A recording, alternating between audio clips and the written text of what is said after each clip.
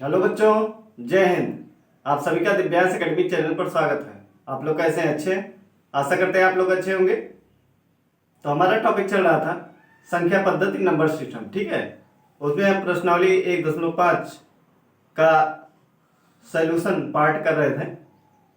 तो हमारा हो गया था क्वेश्चन 1, 2, 3।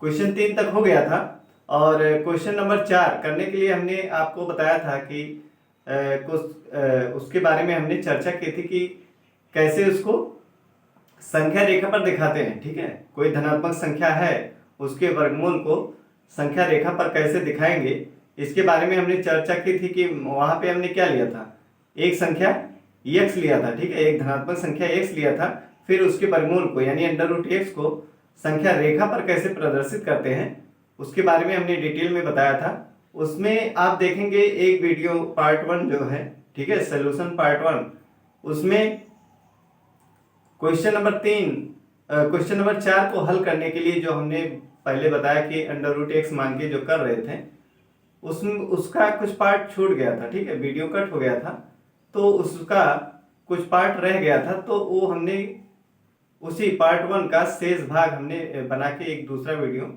ठीक है, जो कट हो गया था उसको हमने फिर दोबारा अपलोड किया। तो उसको आप दोनों को देखेंगे तो वहां से आपका क्लियर हो जाएगा, ठीक है। पहले आप पार्ट 1 को देखिए, फिर पार्ट 1 के शेष भाग को देखेंगे तो उसमें आपको वो बात क्लियर हो जाएगी कि √x को संख्या रेखा पर कैसे प्रदर्शित करते हैं, ठीक है। तो अब ये क्वेश्चन नंबर 4 हमारा उसी पे आधारित है, इसलिए हमने उसको पहले आपको समझाया कि किस तरीके से किया जाता है। तो आइए आज हम क्वेश्चन नंबर 4 को करते हैं, ठीक है। देखिए, संख्या रेखा पर वर्गमूल 9.3 को निरूपित कीजिए। वहां पे हमने क्या किया था, √x को निरूपित किया था, ठीक है। अब हमें निरूपित करना है वर्गमूल के अंदर 9.3 को, ठीक है। तो कैसे किया जाएगा, हमने क्या कहा था, सबसे पहले √x को दिखाने के लिए हमने क्या किया था, x के बराबर संख्या रेखा हमने पहले लिया, फिर AB, x के बराबर हमने AB दूरी लिया, ठीक है। फिर उस पर हमने क्या किया, एक इकाई और उस पर संख्या रेखा पर बढ़ाया था। तो आइए सेम उसी तरीके से करना है इसको। तो सबसे पहले क्या है, संख्या रेखा लेते हैं,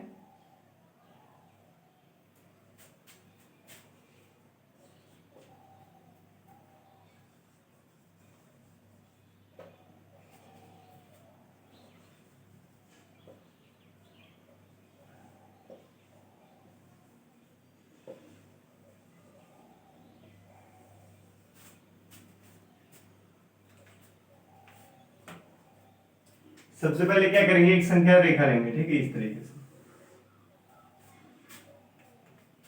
ये हो गया हमारा संख्या रेखा। अब क्या करेंगे,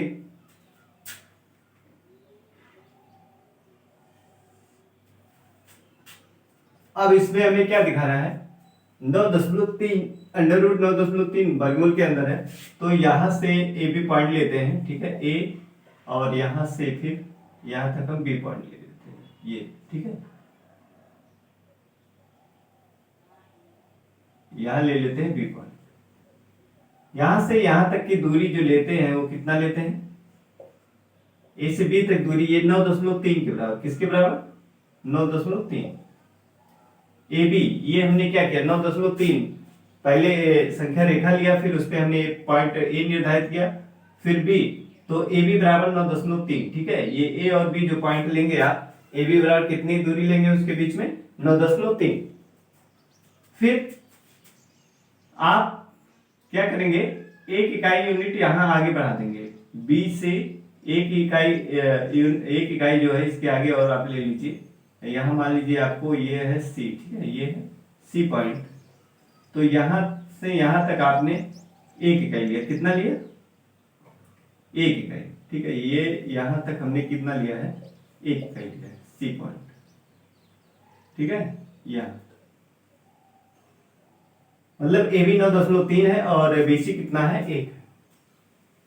फिर हमने आपसे बताया था कि अब ये जो AB है इतना BC है, तो AC पूरी दूरी कितनी हो जाएगी, पूरी दूरी यहां से यहां तक की, ये कितने इसके बीच की कितनी है, 9.3 और 1 कितना हो जाएगा, 10.3 हो जाएगा। AC हमारा कितना हो गया, 10.3 हो गया। ठीक है, AB था 9.3 और BC 1 है, तो दोनों को जोड़ देंगे कितना हो जाएगा, 10.3 हो जाएगा। ठीक है, फिर इसका क्या कर लेते हैं, मध्य बिंदु लेते हैं। AC का हम क्या कर लेते हैं, मध्य बिंदु लेते हैं। ठीक है, मध्य बिंदु लेने के लिए आप क्या कर सकते हैं, बिंदु A से ऐसे चाप लगा सकते हैं। ठीक है, बिंदु A से आप प्रकार की सहायता से चाप लगाइए और बिंदु C से चाप लगाइए, तो ये दोनों जहां पे काटेंगे और फिर उसको आप मिलाएंगे तो वही आपका क्या होगा, मध्य बिंदु हो जाएगा। ठीक है, इस तरीके से आपका क्या बन जाएगा, मध्य बिंदु ये। ठीक, ए बिंदु से आप क्या चाप लगाइए, फिर बिंदु सी से चाप लगाइए, तो ये आपका बन जाएगा, यहाँ पे मध्य बिंदु निर्धारित हो जाएगा। या आप क्या कर सकते हैं, पटरी की सहायता से क्या कर सकते हैं, AC को नाप के उसको 2 बराबर भाग में बांट सकते हैं। ठीक है, तो ये हो गया। फिर ये हम इसको पॉइंट O ले लेते हैं, क्या है ये पॉइंट O। ठीक है, फिर हम आपसे कहे थे कि अब AO और OC क्या हो जाएंगे बराबर, AO और OC कितना हो गया, अब यहां से OA हमारा हो गया, पूरा कितना है, पूरा है, AC कितना है 10.3, तो OA कितना हो जाएगा, OA हो जाएगा 10.3/2। क्यों, यही तो होगा, और भाग देंगे कितना आएगा, ये 10.3/2 कर देंगे तो कितना आएगा, ये OA क्या है, आधा है, AC का क्या है, आधा है, तो इसको भाग देंगे कितना हो जाएगा, 2 पंचे 10, फिर 2 के 2 पंचे 10, यानी कितना आ जाएगा, ये 5.15 आ गया। ठीक, ये कितना आ गया, 5.15। 5.15 ये है OA, और OC ये भी कितना है 5.15। OCC तक जो है हमारा ये भी कितना हो जाएगा,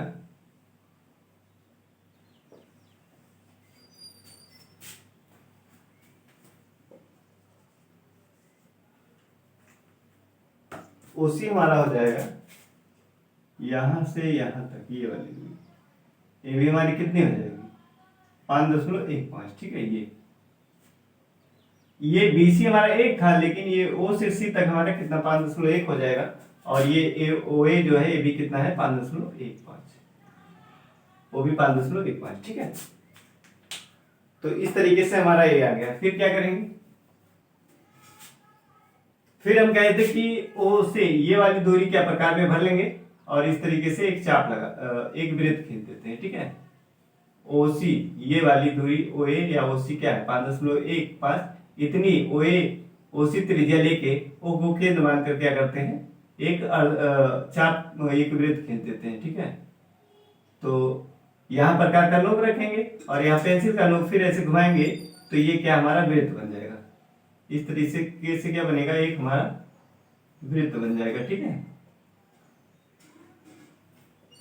इस तरीके नीचे नहीं लाना है आपको, ये ऊपर, क्योंकि हमें ऊपर से ही मतलब है। ठीक है, नीचे आपको नहीं लाना है। इस तरीके से वृत्त इस तरीके से बनेगा ना, लेकिन ये नीचे वाला भाग नहीं आपको बनाना है। ठीक है, तो इस तरीके से हम क्या एक वृत्त का निर्माण कर लेते हैं। तो ये बन गया हमारा। ठीक है,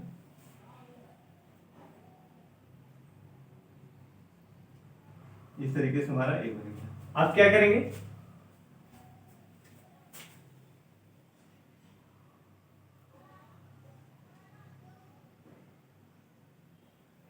अब देखिए,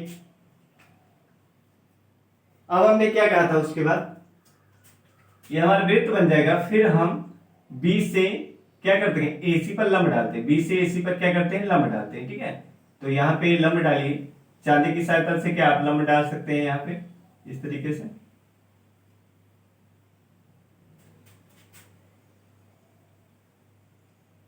इस तरीके से आप लंब डाल सकते हैं, ऐसे। ये हो गया। ठीक है, अब इस पॉइंट को कहते हैं कि जहां पे ये मिलेगा उसको बिंदु D कह देंगे, बिंदु D। अब फिर क्या करेंगे, O को D से मिला देंगे, बिंदु O को क्या करेंगे, D से मिला देंगे, इस तरीके से। ठीक है, हमने इसको मिला दिया तो हमें एक समकोण त्रिभुज क्या मिल गया, हमें एक समकोण त्रिभुज ओबीडी मिल गया। क्या मिल गया, समकोण त्रिभुज ओबीडी। अब इसमें हमें क्या चाहिए, अब देखिए ओडी, ओए और ओसी ये क्या है, ये जो वृत्त आप खींचे थे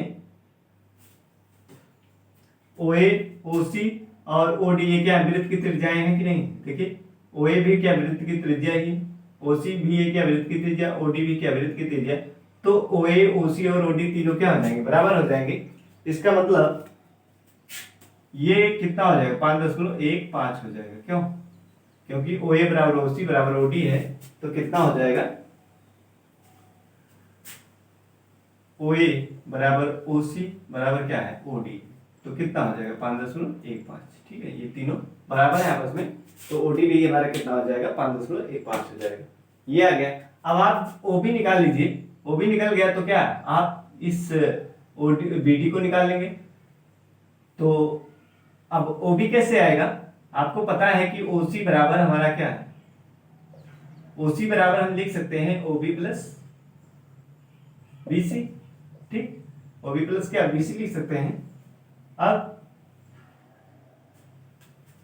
आपको पता है कि ओसी हमारा कितना है 5.15 और ओबी कितना है, ओबी है आपका, ओबी तो निकालना है, बीसी कितना है, बीसी 1 है। ये देखिए बीसी ये लिखा गया नहीं, बीसी कितना 1 है, तो इसको इधर लाएंगे तो कितना हो जाएगा 5.15 माइनस 1 बराबर ओबी, तो ओबी का मान आ जाएगा 4.15। ठीक, ये आ गया आपका ओबी।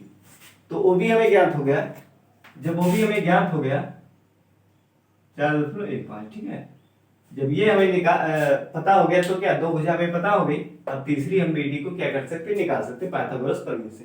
तो आइए इतनी बात हमने जो अभी इस फिगर में किया है, इसको आइए लिखते हैं। क्या लिखेंगे, √9.3 को संख्या रेखा पर निरूपित करने के लिए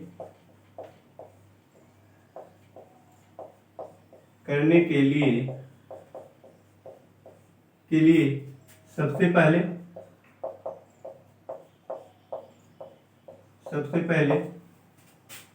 एक संख्या रेखा लेते हैं, एक संख्या रेखा लेते हैं, फिर उस पर फिर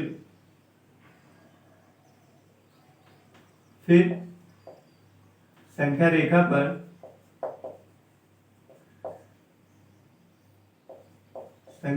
पर ए बी बराबर 9.3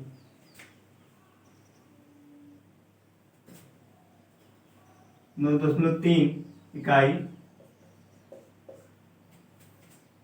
लेते हैं। संख्या रेखा पर ए बी बराबर 9.3 इकाई लेते हैं। ठीक है,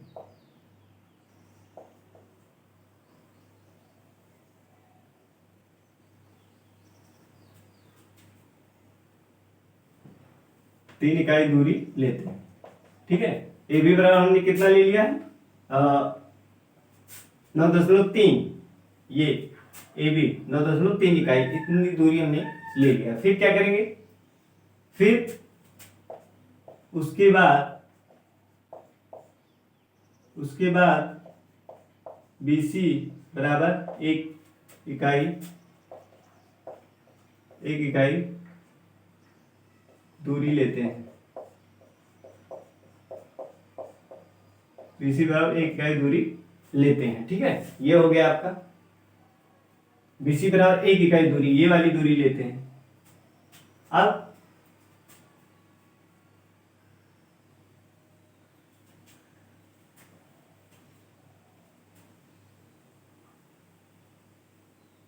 उसके बाद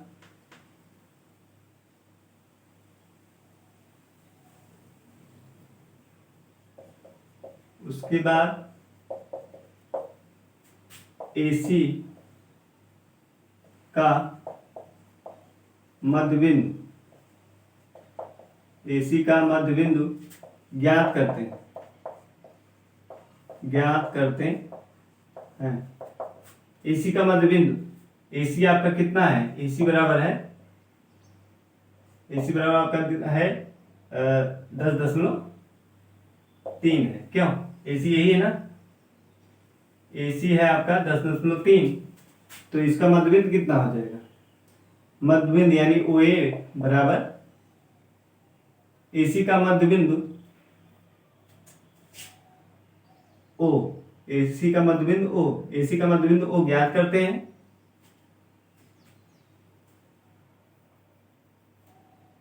OC का क्या करते हैं, AC का मध्य बिंदु O ज्ञात करते हैं, इसलिए OA बराबर OC बराबर कितना 10.3/2 करेंगे तो कितना आ जाएगा, 5.15 आ गया। ठीक है, ये आ गया आपका।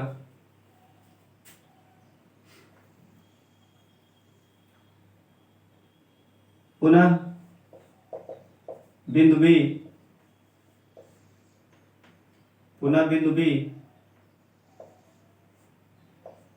बिंदु B पर पुनः BC लंब AC खींचते हैं, BC लंब AC खींचते हैं। ठीक है, हमने इसका मध्य बिंदु O लिया। ठीक है, हमने क्या किया, बिंदु O लिया, फिर अभी लंब नहीं खींचेंगे, अभी तो हमें क्या करना है, वृत्त खींचना है। ठीक है, अब हमने मध्य बिंदु O ले लिया, फिर पुनः O को केंद्र मानकर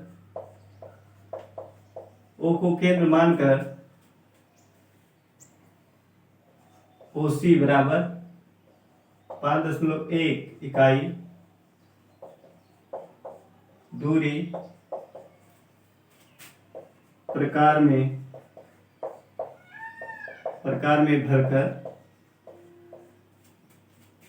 भरकर एक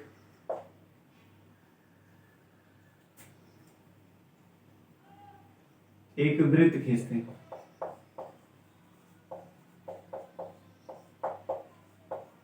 ठीक है, ये उसी दूरी हमने भरा, फिर क्या किया, एक वृत्त खींच दिया, इस तरीके से एक वृत्त खींचते हैं। ठीक है, और BC लंब AC खींचते हैं, BC लंब AC खींचते हैं। ठीक है, वृत्त हमने खींच दिया, फिर हमने क्या किया, BC BD, ये लंब हमारा ये है ना BD लंब हम क्या करते हैं, AC खींचते हैं, तो BD लंब AC खींच दिए। अब क्या हुआ, उसके बाद आप क्या करेंगे, फिर बिंदु O को बिंदु D से, इसके बाद क्या करेंगे, बिंदु O को D से मिला देंगे, बिंदु O को बिंदु D से मिलाते हैं, बिंदु D से मिलाते हैं। ठीक है, इस प्रकार हमें एक समकोण त्रिभुज OBD प्राप्त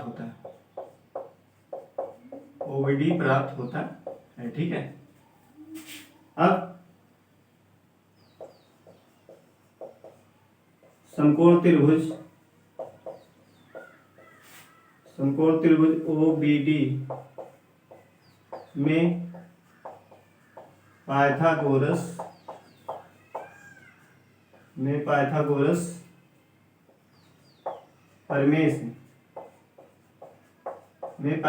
प्रमेय से क्या हो जाएगा, क्या होता है, पाइथागोरस प्रमेय क्या होता है, कर्ण का स्क्वायर बराबर आधार का स्क्वायर प्लस लंब का स्क्वायर। ये होता है, ठीक है।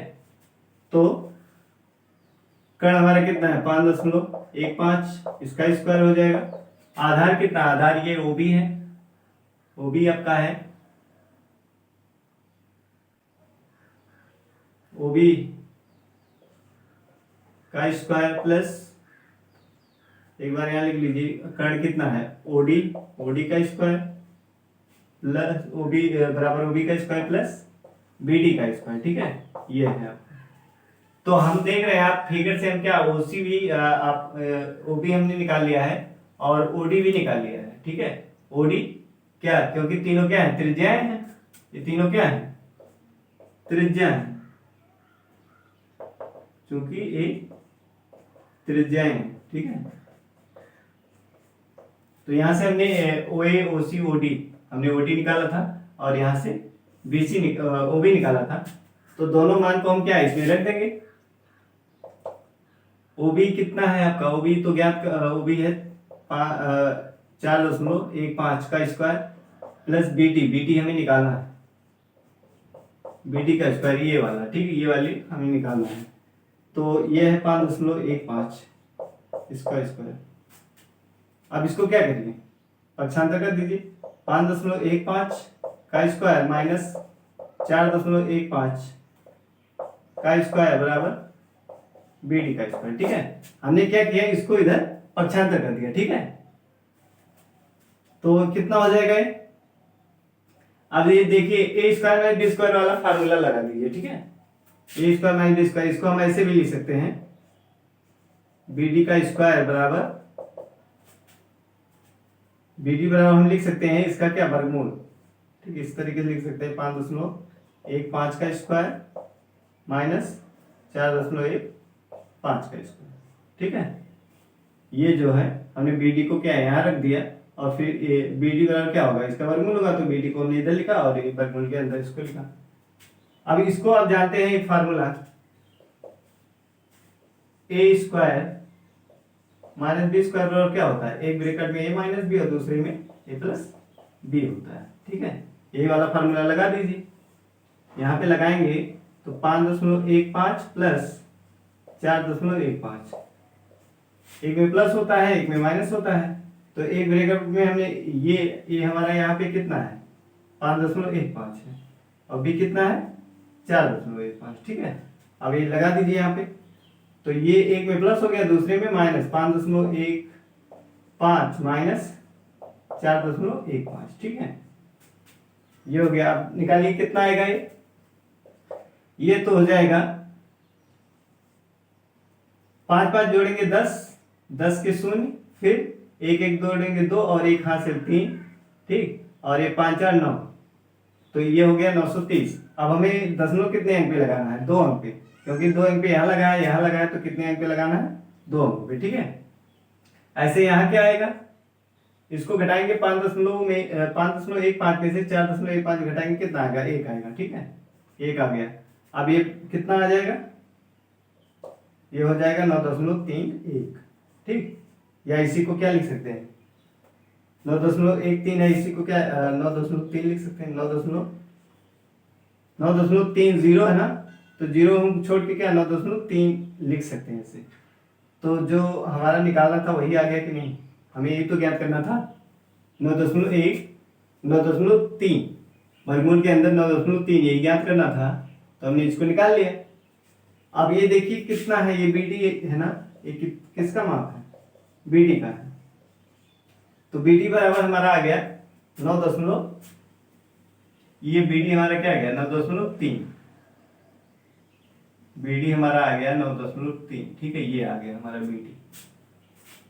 अब इसके बाद हम क्या करते हैं, बताए थे आपसे कि ये जो बीडी वाली दूरी है 9.3 वर्गमूल के अंदर, ये वाली दूरी प्रकार में भर के यहाँ प्रकार का नोक रखेंगे और यहाँ पे पेंसिल का नोक रहेगा, फिर उसको क्या करेंगे इस तरीके से एक चाप लगाते हैं, तो यहां से एक चाप लगाएंगे ऐसे, तो ये संख्या रेखा को ऐसे काटेगा, ठीक है। क्या करेगा, जब एक चाप लगाएंगे इस तरीके से यहाँ पे,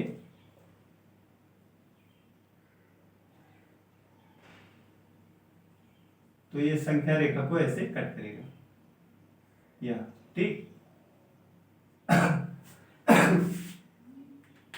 तो इस संख्या रेखा को जहाँ पे कट कर रहा है वही बिंदु अभीष्ट बिंदु हो जाएगा। ठीक है, वही हमारा क्या होगा, अभीष्ट बिंदु होगा।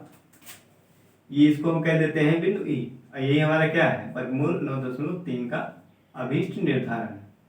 ठीक है, 9.3 वर्गमूल 9.3 का अभीष्ट निर्धारण क्या हो गया, बिंदु ए। संख्या रेखा पर ये जो बिंदु ई है यही क्या है, 9.3 का अभीष्ट निर्धारण। ठीक है, तो इसके बाद वाली लाइन हमारी क्या रहेगी, इसके बाद हम लिखेंगे कि BD बराबर 9.3। ठीक है, BD बराबर 9.3 दूरी प्रकार में भरकर एक चाप खींचते हैं। एक चाप खींचते हैं, एक चाप खींचते हैं जो संख्या रेखा को बिंदु ई पर काटती है। बिंदु ई पर क्या करती है, काटती है। ठीक है,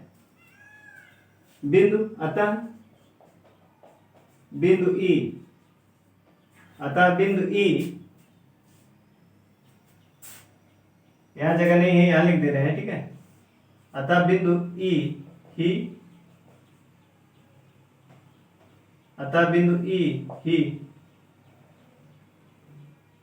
वर्गमूल 9.3 का अभीष्ट निर्धारण है या अभीष्ट निरूपण है। ठीक है, अभीष्ट निरूपण है। असल में यहाँ पे जो संख्या रेखा को बिंदु ई पर काटती है। ठीक है, यहाँ पे क्या है, बिंदु ई पर काटती है, अतः बिंदु ई ही वर्गमूल 9.3 का अभीष्ट निरूपण है। ठीक है, इसको हमने यहाँ जगह नहीं था तो क्या ऊपर लिख दिया है। तो इस तरीके से आपका ये क्वेश्चन कंप्लीट होता है। ठीक है, तो एक बार इसको देख लीजिए। 9.3 का या कोई संख्या इस तरीके से आपका दिया है वर्गमूल के अंदर, अगर हमें दिखाना है संख्या रेखा पर ज्यामिति द्वारा। ठीक है, तो क्या करते हैं, सबसे पहले एक संख्या लेके फिर यहाँ पे जितनी भी दूरी दी रहेगी, ठीक है, कुछ भी दिया हो 8.3, 16.5 कुछ भी दिया रहेगा, उसको हम क्या AB के बराबर यहाँ पे संख्या रेखा पर उतना क्या कर देंगे, निरूपित कर देंगे AB बराबर दूरी लेके। ठीक है, फिर क्या करेंगे, उसके आगे BC बराबर 1 ले लेते हैं। ठीक है, जितने का हमें निकालना है वर्गमूल के अंदर उतनी दूरी AB हम ले लेते हैं। फिर उसमें क्या करते हैं, BC दूरी 1 के बराबर लेते हैं। BC दूरी क्या करेंगे, 1 के बराबर लेंगे। ठीक है, फिर जब ये हो जाएगा हमारा, तब इस AC यहां से यहां तक BC और AB दोनों को मिला के इस AC का क्या कर लेंगे, मध्यबिंदु ज्ञात कर लेंगे। ठीक है, तो जब मध्यबिंदु ज्ञात कर लेंगे उसके बाद हम क्या करेंगे, OA या OC क्या है, बराबर होंगे क्योंकि ये मध्यबिंदु है। अब ये OC वाली दूरी प्रकार में भर कर OC त्रिज्या यानी ये वाली दूरी के बराबर क्या त्रिज्या लेके हम इस O को केंद्र मानकर क्या एक वृत्त बना देंगे। क्या करेंगे, एक वृत्त खींच देंगे। ठीक है, एक वृत्त खींचने के बाद आप बिंदु B यहाँ पे जो है, यहाँ से क्या एक लंब चांदी की सहायता से क्या एक लंब डाल देंगे यहाँ पे। तो ये जहां पे काटेगा उसको बिंदु D लिख देते हैं और ये हमारा लंब हो गया। ठीक, अब बिंदु केंद्र जो है, केंद्र O, इसको क्या बिंदु D से मिला देंगे।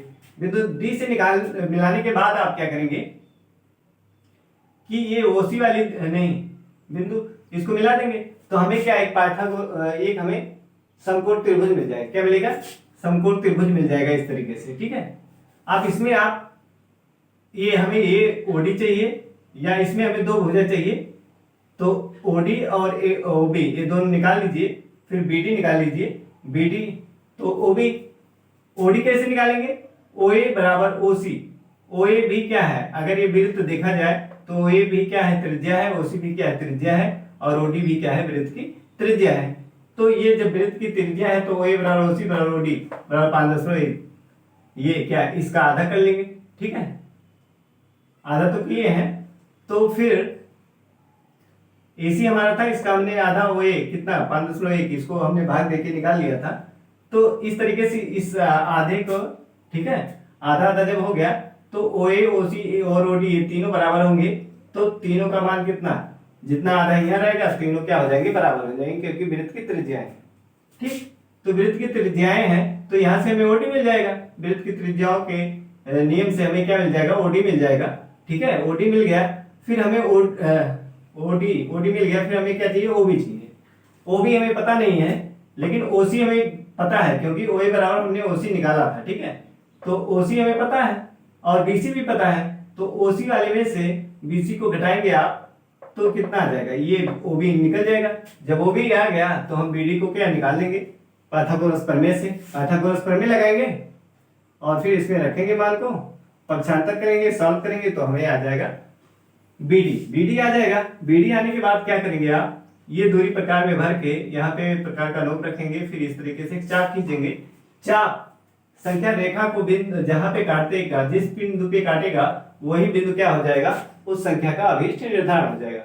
जैसे वर्गमूल 9.3 का हमें निकालना था, तो यहाँ पे एक पे काटा है, तो वर्गमूल 9.3 का अभीष्ट निर्धारण क्या है, ई बिंदु है, ये इसका क्या है, अभीष्ट निर्धारण है। ठीक है, इस प्रकार आप किसी भी संख्या का आप ऐसे ज्ञात कर सकते हैं। ठीक, आशा करते हैं आपको समझ में आया होगा। अब क्वेश्चन नंबर, हम इसके आगे क्वेश्चन नंबर 5 पे चलते हैं, इसको आप नोट कर लीजिएगा। ठीक है, आगे चलते हैं, इसको हटाते हैं।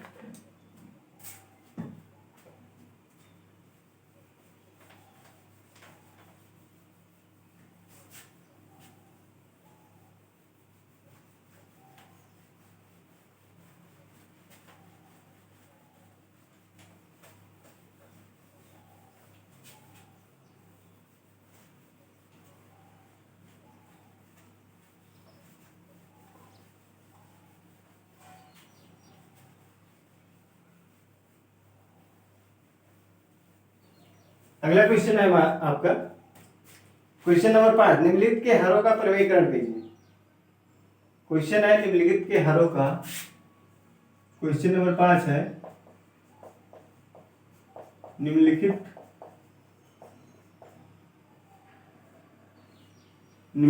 के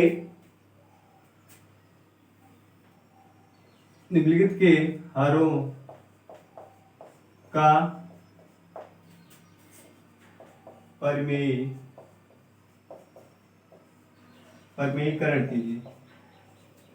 प्रमेयीकरण कीजिए।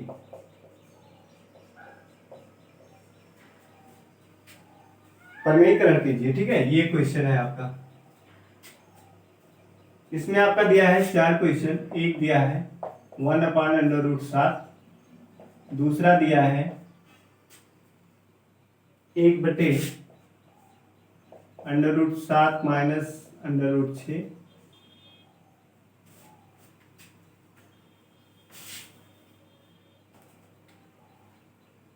आपका दूसरा दिया है 1/√7 माइनस √6, ये है। और आपका तीसरा दिया है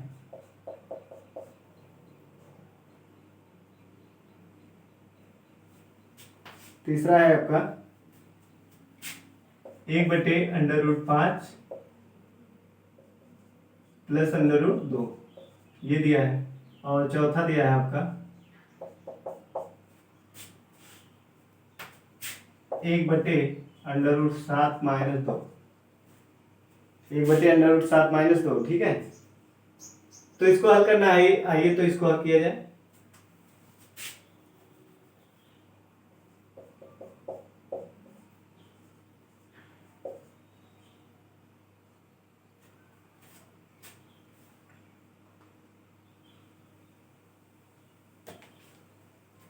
तो पहला है हमारा, इसका हर का प्रमेयीकरण करना है।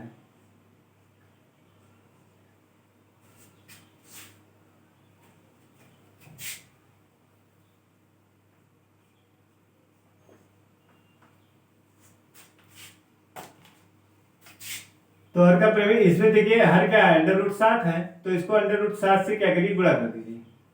अंडर रूट 7 से इसको गुणा कर दीजिए। अंडर रूट 7 है ये, अंडर रूट 7 से क्या करेंगे, हर में गुणा करेंगे और उसी अंडर रूट 7 से अंश में गुणा करेंगे।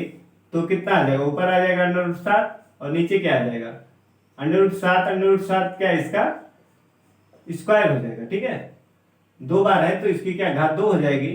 तो अगर ऐसा हो जाता है तो क्या सरसंख्या ने पहला बताया था, यदि ऐसे लिखा हुआ है इसकी घात 2 है तो ये क्या वर्गमूल से बाहर आ जाता है, यानी 7 हो जाएगा। ठीक है, क्या हो जाएगा, ये हो जाता है, ऐसा हमने बताया था आपको सरसंख्या। तो उसके हिसाब से आ गया आंसर आपका। ठीक है, ये हो गया आंसर। क्लियर है, ये आपको क्लियर होगा। अगला चलते हैं, करते हैं क्वेश्चन नंबर दूसरा। अब इसमें देखिए करना है, इसका हर का परिमेय करना है। तो हमने बताया था कि अगर इस तरीके दो संख्याएं दी हों, ठीक है, प्लस माइनस में, तो उसका हम क्या करते हैं, संयुग्मी क्या निकालते हैं, संयुग्मी। ठीक है, तो लिखेंगे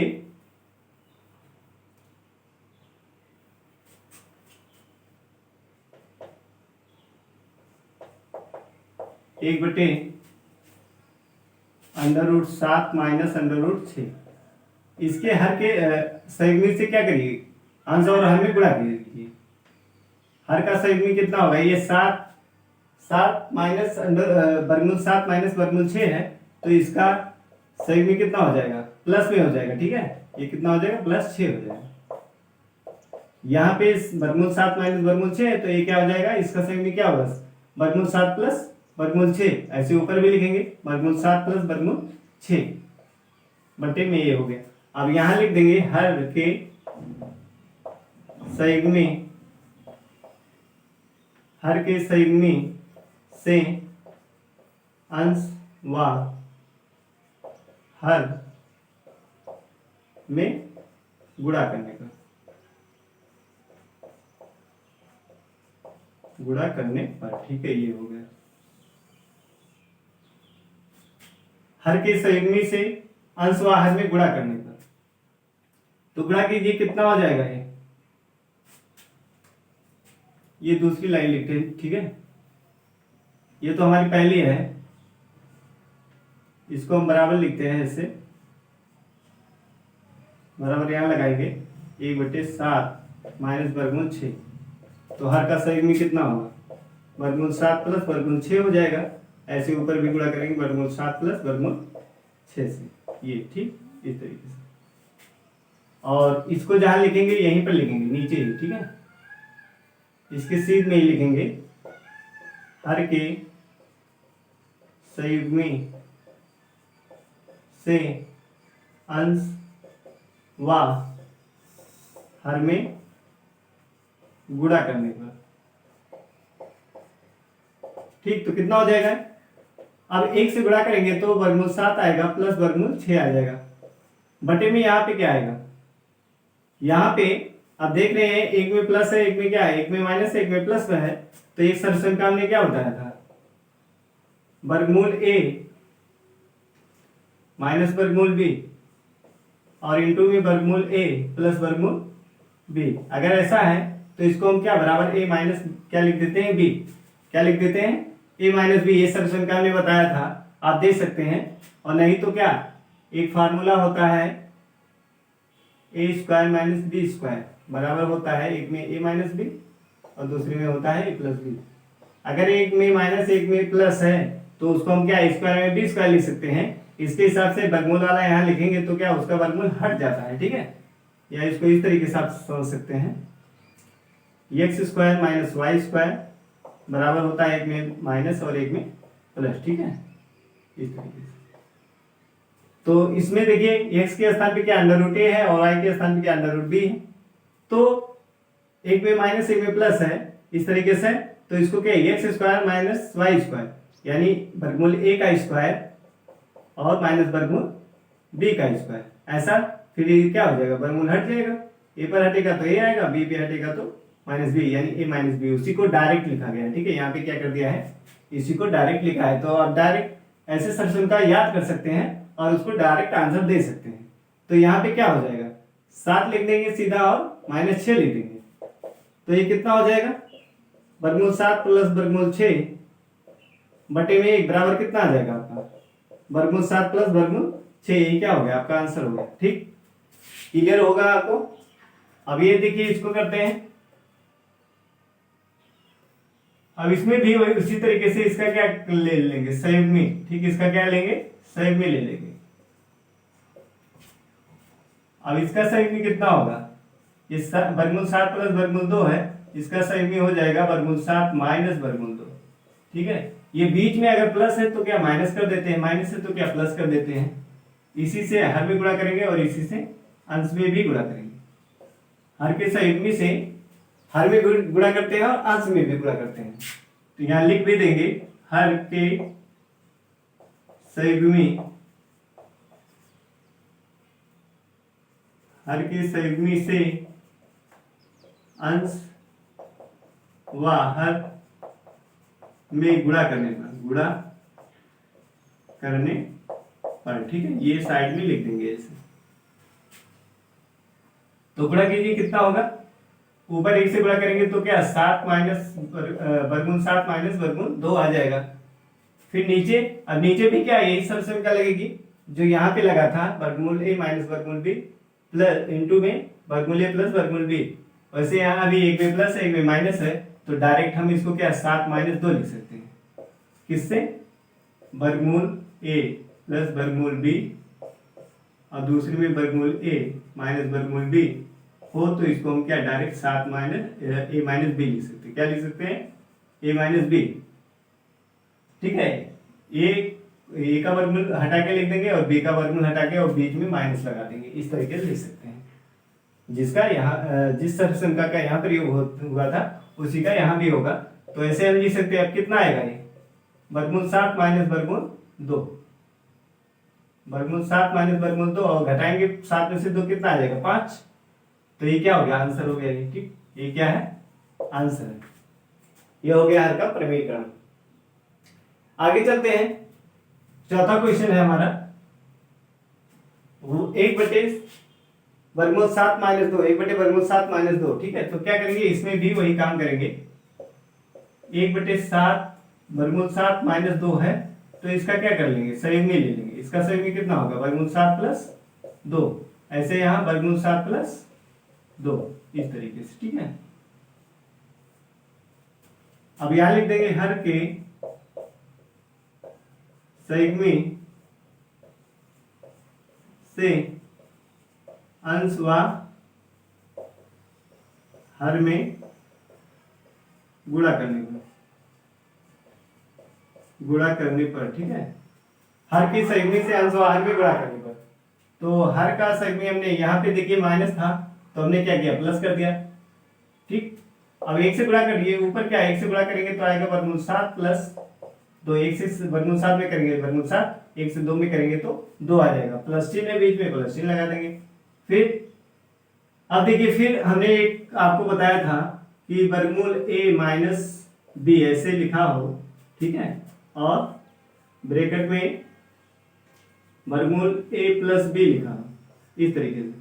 तो इसको बराबर हम लिख सकते हैं a माइनस b का स्क्वायर। क्या लिख सकते हैं, a माइनस b का स्क्वायर। मतलब जिसपे वर्गमूल है उसको क्या वर्गमूल हटा के लिखेंगे और जिसपे वर्गमूल नहीं है उस पे क्या स्क्वायर लगा देंगे। ठीक है, इस तरीके से हमने सरसंख्या लिखाया है। आप उस वीडियो को देख लीजिए और वहां समझ लीजिए। ठीक है, तो आइए देखते हैं।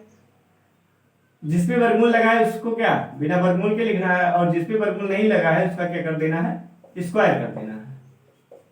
तो वर्गमूल 7 प्लस 2 अभी कितना हो जाएगा 7, और ये 2 दूना 4, तो कितना आ जाएगा वर्गमूल 7 प्लस 2 घटाएंगे कितना आएगा 7 में से 4 गया 3। तो इसी को हम ऐसे भी ले सकते हैं, वर्गमूल 7 प्लस 2 ऐसे भी ले सकते हैं, या ऐसे। ठीक है, ये हो गया क्या इसका आंसर हो गया।